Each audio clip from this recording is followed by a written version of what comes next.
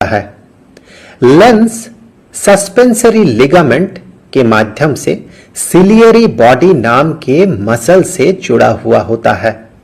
यह muscle lens को contract या एलोंगेट कर सकता है। जब ऑब्जेक्ट करीब रहता है तो डाइवर्जिंग लाइट को रेटिना में कन्वर्ज करने के लिए सिलियरी बॉडी लेंस को कॉन्ट्रैक्ट कर देता है। ऑब्जेक्ट जितना दूर होता है लेंस को उतना एलोंगेटेड कर दिया जाता है ताकि रेटिना में ऑब्जेक्ट का प्रॉपर इमेज बन सके।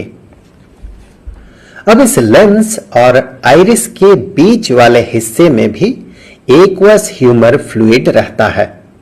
इस चेंबर को पोस्टीरियर चेंबर कहा जाता है।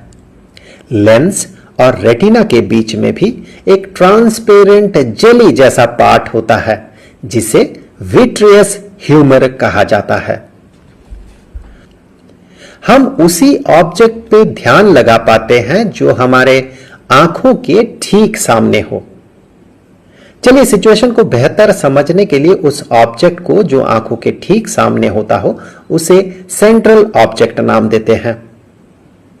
वैसे सेंट्रल ऑब्जेक्ट के आसपास के ऑब्जेक्ट्स भी हमें दिखता है पर उतना साफ नहीं दिखता। कोई ऑब्जेक्ट सेंट्रल ऑब्जेक्ट से जितना दूर होता है वो हमें उतना ही धुंधला दिखाई देता है। सेंट्रल ऑब्जेक्ट से आता हुआ लाइट लेंस के ठीक पीछे रेटिना में जहां कन्वर्ज होकर इमेज बनाता है उस जगह को फोविया कहा जाता है। वैसे रेटिना में दो तरह का फोटो रिसेप्टर सेल्स रहता है जो लाइट को सेंस कर सकता है। एक को कोन सेल और दूसरे को रॉड सेल कहा जाता है। कोन सेल ऐसा सेल होता है जो कि तेज रोशनी में रंग की पहचान कर सकता है और रॉड सेल ऐसा सेल होता है जो कि धीमी रोशनी को डिटेक्ट कर पाता है पर रंग के बिना। फोविया में कोन सेल बहुत ज्यादा डेंसिटी में रहता है। फोविया से दूर इसका डेंसिटी घटते जाता है।